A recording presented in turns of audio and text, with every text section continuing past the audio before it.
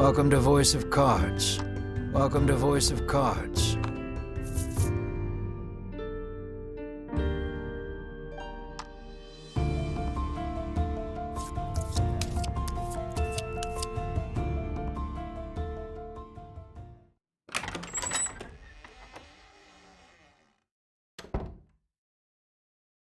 Good afternoon, or should I say evening, morning.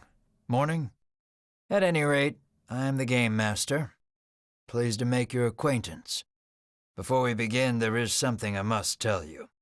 You see, my job is to draw you into this world with my voice and cards, which is why I believe it best for you to play with the sound on. In fact, I insist on it. However, as you can see, my voice is subtitled, so you can always read along as well. Now then, are you ready?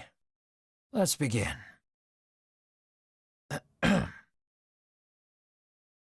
Welcome to Voice of Cards. You are about to take the first steps of your adventure. Through a realm of sword and sorcery you will travel, battling bloodthirsty monsters as you strive to realize your ambitions. I have every faith you will accomplish great things here. I am merely a witness to your exploits. Now then, your departure draws nigh. May your journey be a safe one.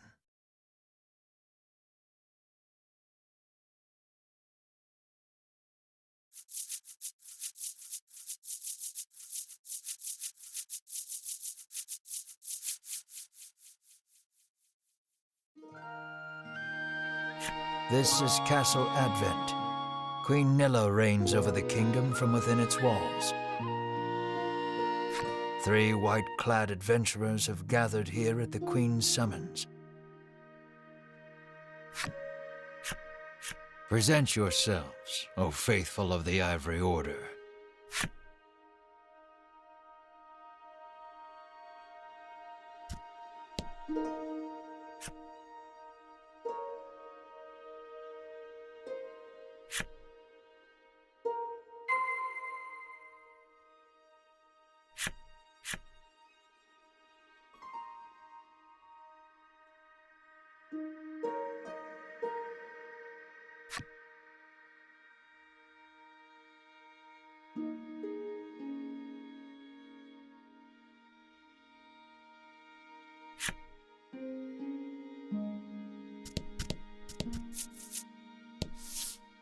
From upon her throne, the Queen regards the adventurers. So you are disciples of the Order. The youngest of the 3 steps forward. She holds herself with well-born grace. I am Winifred of the Ivory Order, Your Majesty, she says. I lead this fellowship. She bows, glancing to her 2 companions. In response, the stern-looking one inclines his head and brusquely names himself Berwin.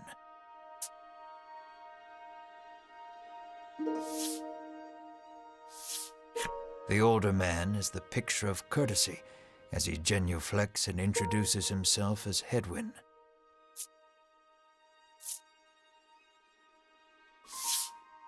It is these 3 our story follows today. The Queen acknowledges the fellowship with a nod. In a soft voice, she explains her errand. Someone has stolen the royal treasure. I bid you reclaim it. Under normal circumstances, I would entrust this to my soldiers, but I do not wish to spread thin my forces with the recent monster troubles. It seems the troubled Queen has judged she can entrust this matter to none but the Ivory Order, beloved of the people and unmatchable in battle. It is our honor to serve you, Your Majesty, and thus the quest falls to the Fellowship. Short of any clues that could lead them to the culprit, however, they press the Queen for further information.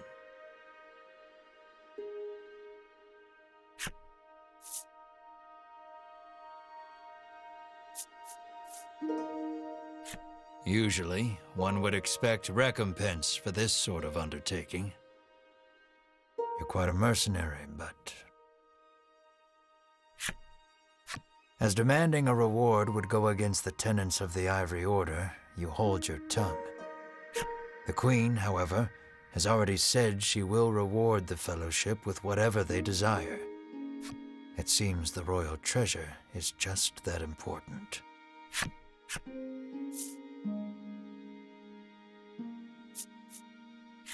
The Fellowship asks the Queen what the royal treasure is. The Queen describes a bottle containing a certain liquid. Without it, she trails off, but the desperation in her voice suggests its loss could spell disaster for the kingdom. The Fellowship asks the Queen if she knows anything about the thief. The Queen says witnesses might be found at Nexton. Pray tarry no longer here. I await news of your success. The Fellowship bows and takes their leave.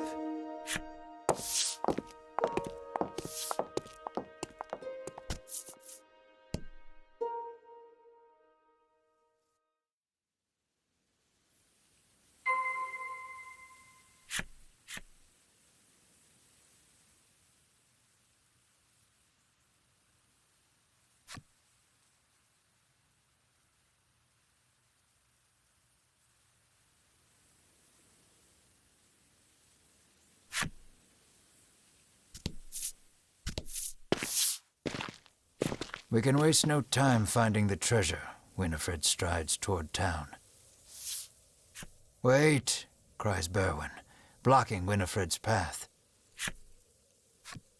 A monster. You dare stand in our way? Hedwyn scowls at the foul creature. It lunges at the Fellowship.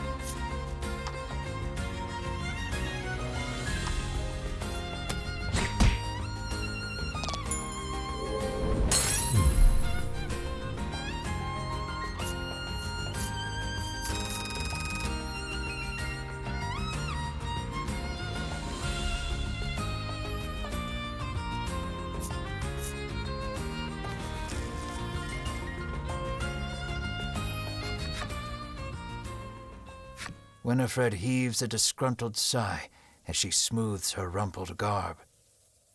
Showing no signs of weariness from battle, Berwyn silently wipes the monster's ichor from his weapon. Hedwyn inspects the remains of their foe. The Queen spoke true, he mutters, his face masked in contemplation. Winifred gives a grim nod at his words.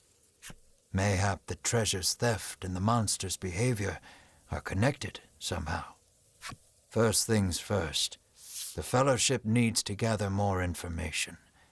To Nixton they set their sights.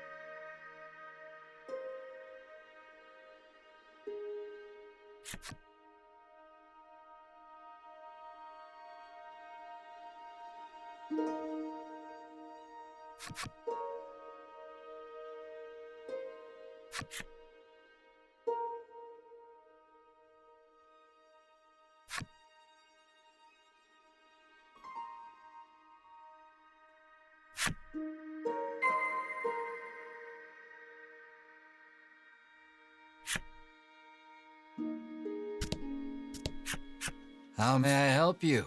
The proprietor inquires.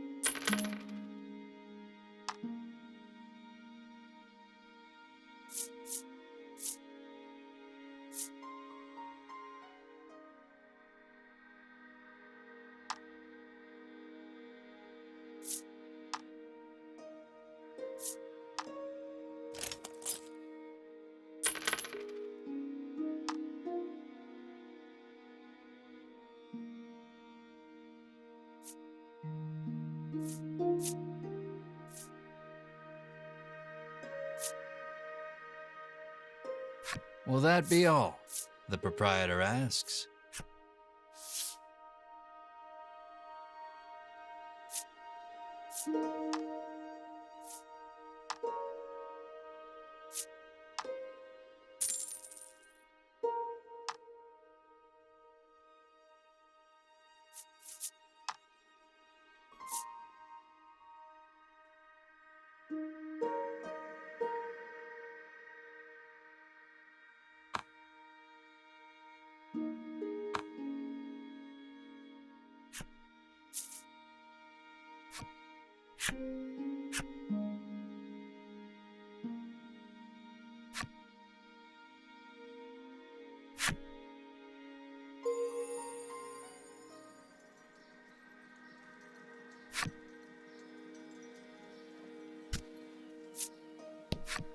I'm too scared to leave town with all those monsters out there, the woman sighs.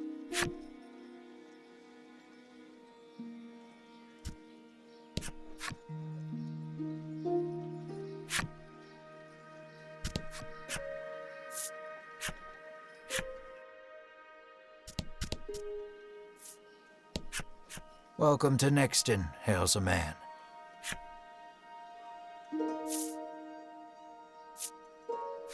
The man doesn't respond to any question except to parrot back his original greeting.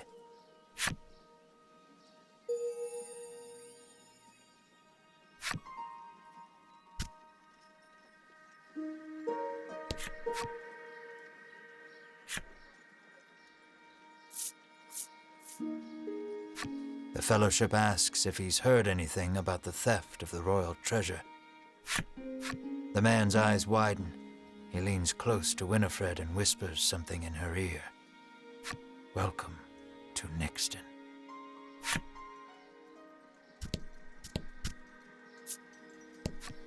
The man helpfully advises you take the opportunity to purchase equipment and curatives while you are in town.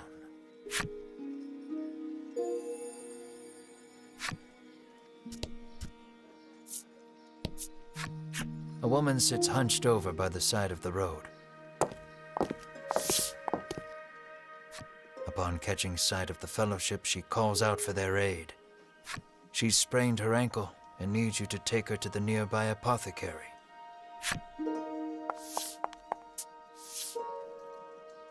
Winifred rushes to her and helps her up. Berwin lifts the woman onto his back, and the Fellowship sets out in search of an apothecary.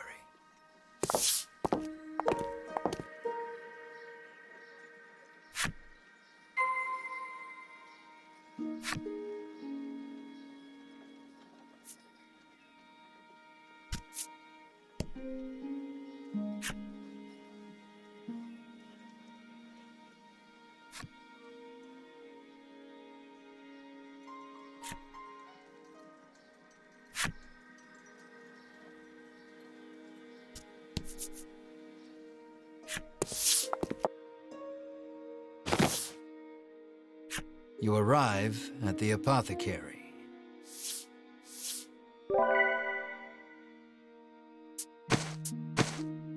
After taking a curative, the woman begins hopping up and down. Nothing holds a candle to Ivory Order medicine, she beams. She turns to the Fellowship, her eyes widening in surprise. You three. It seems she's only now realized the Fellowship are disciples of the Ivory Order. The woman takes each of their hands in turn, thanking them for their service. The Ivory Order is famous for providing medical supplies throughout the realm, and indeed the wider world. Every smile the Order brings to someone's face makes Winifred proud to be a disciple.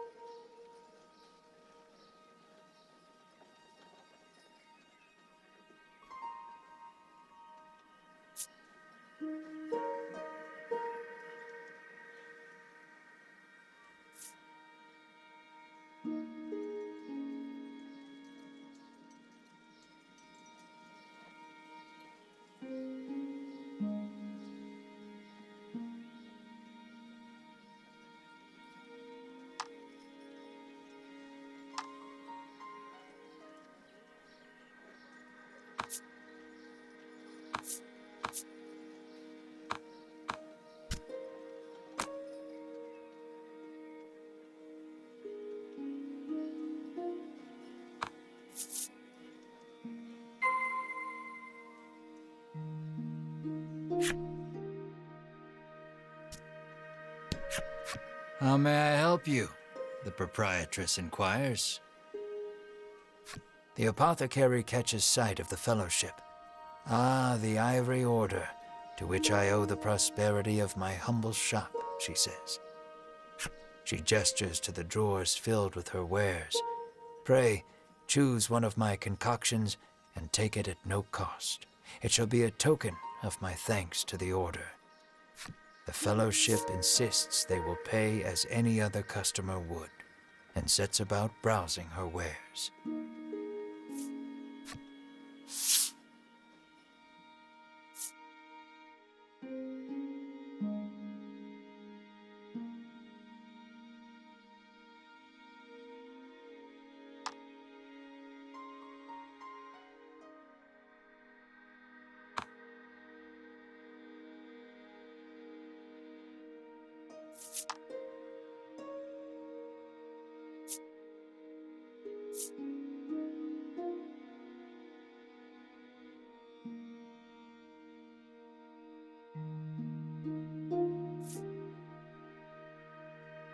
Will that be all? The proprietress asks.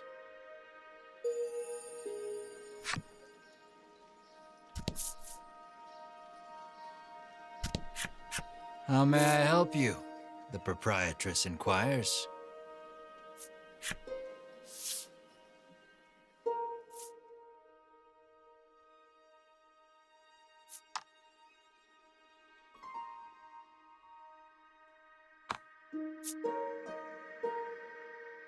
Will that be all? The proprietress asks.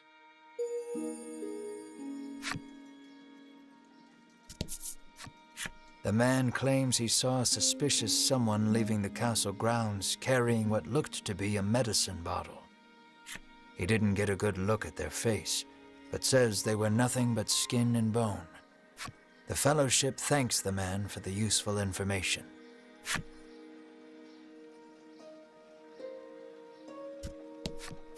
Nothing holds a candle to Ivory Order medicine, proclaims the woman. Swigging, the woman begs the fellowship for their autographs. She seems to greatly admire the Order. I know there's nothing to worry about with disciples of the Order here, she says, relief flooding her features. Upon asking, the woman says she was attacked by a monster outside of town. A strange creature, she says, nothing but bones, and it clutched a bottle of medicine as if its life depended on it.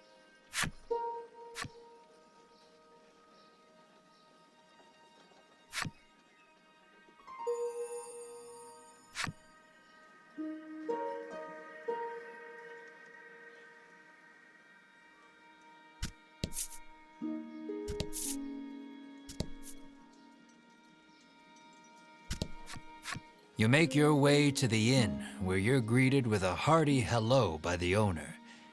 You're from the Ivory Order, aren't you? Thanks to a royal decree, you're allowed to stay the night for free, and you're not about to refuse such hospitality.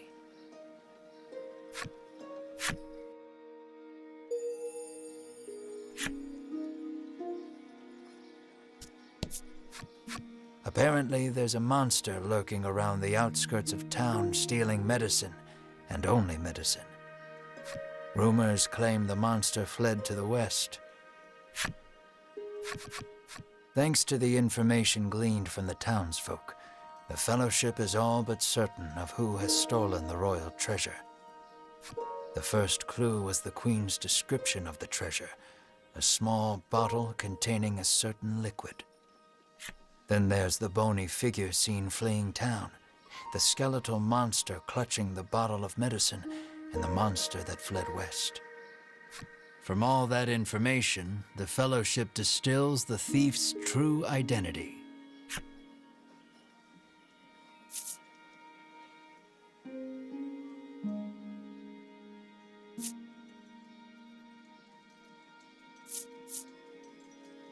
Realization strikes Winifred. I know who our thief is. The monster made of bones, Hedwyn interjects. The one that fled west. Berwin nods in agreement, as if to say, another sage pronouncement from the great and wise Hedwyn. Winifred clears her throat, proclaims that the Fellowship shall head west, out of town, and walks off.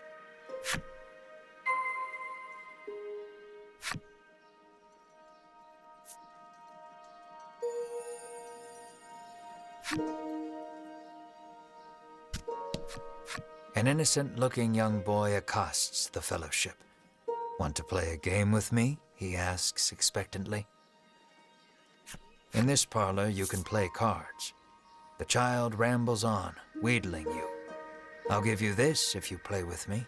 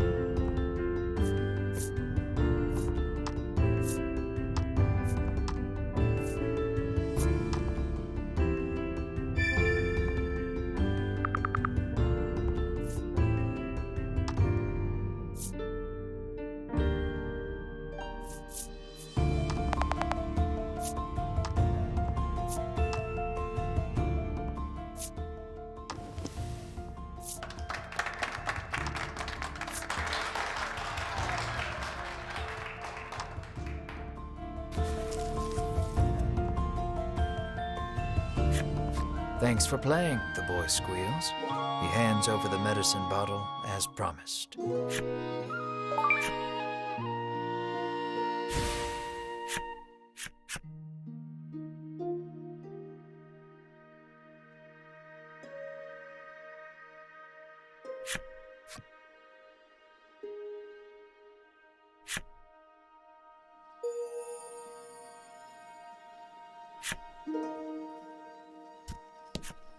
This is the game parlor.